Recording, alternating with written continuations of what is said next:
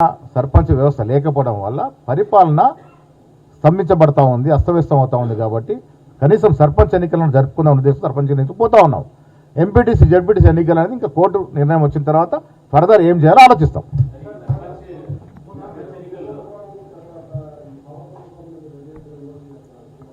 అభివృద్ధి జరిగేటప్పుడు విమర్శలు వస్తాయి.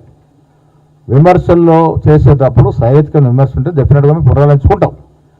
జరిగిన తప్పిదాలు చూపకుండా ఊరికే బట్టగాల్సి మీదేస్తారంటే కరెక్ట్ కాదు. అది అభివృద్ధి జరగాలి. పవర్ సెక్టర్లో మనం అభివృద్ధి సాధించుకోవాలి. భూములు ఎందుకు ఆ కార్యక్రమం చేయాల్సి వస్తుంది. ఇండస్ట్రియలైజేషన్ జరగాలి, పరిశ్రమలు రావాలి.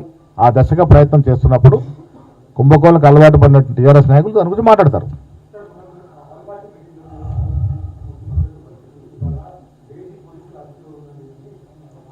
ఎవరు పోలీసు అదుపులో ఉన్నారు? దేవ్జీ. దాంట్లో కూడా క్లారిటీ. నేను ఆ రోజు చెప్పినటువంటి మాట సిపిఐ చేసిన రౌండ్ కాన్ఫరెన్స్లో మాట్లాడినట్టు తీరు. నేను ఇవాళ మాట్లాడుతున్నట్టు వ్యవస్థను సమాజంలో ఉన్నటువంటి పరిస్థితులకు అనుగుణంగా మాట్లాడుతూ ఉన్నాను. నేను మీ ద్వారా తెలంగాణ ప్రజలకు రాష్ట్రానికి నేనే నక్సలైట్ బాధితుడిని. నా యవ్వనము నా వాస్తులు పోయినాయి నక్సల్ మూమెంట్ జరిగినప్పుడు. బట్ ఇవాళ పరిస్థితులు మారినాయి.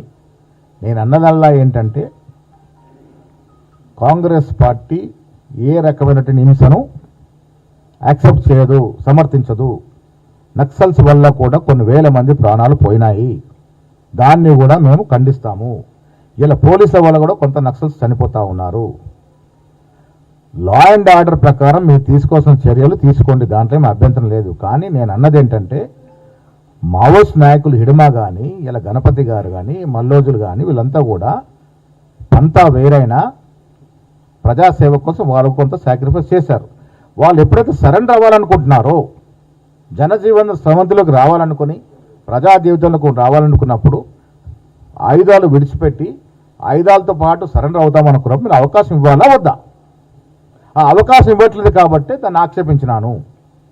ఇవాళ నేను కూడా చెప్తా ఉన్నాను, మా రేవంత్ రెడ్డి గారి నేతృత్వ ప్రభుత్వంలో ఇక్కడ ఎవరు వచ్చి సరెండర్ అవుతానన్నా సరెండర్ చేసుకుంటామనే మాట ముఖ్యమంత్రి గారు చెప్పినారు. నేనేమంటానంటే హింస ఎవరు కూడా సమర్థించరు. కాంగ్రెస్ పార్టీ అంతగానో సమర్థించదు. అది నక్సల్ జరిపే హింస కావచ్చు గతంలో, ఇప్పుడు పోలీసు జరిపే హింస కావచ్చు, దేన్ని కూడా కాంగ్రెస్ పార్టీ సమర్థించదు. కానీ నిర్బంధంగా వచ్చి ఆయుధాలు వదిలి మేము సరెండర్ అవుతామని అనుకున్నప్పుడు అవకాశం ఇవ్వాలనేది మా యొక్క అభ్యర్థన.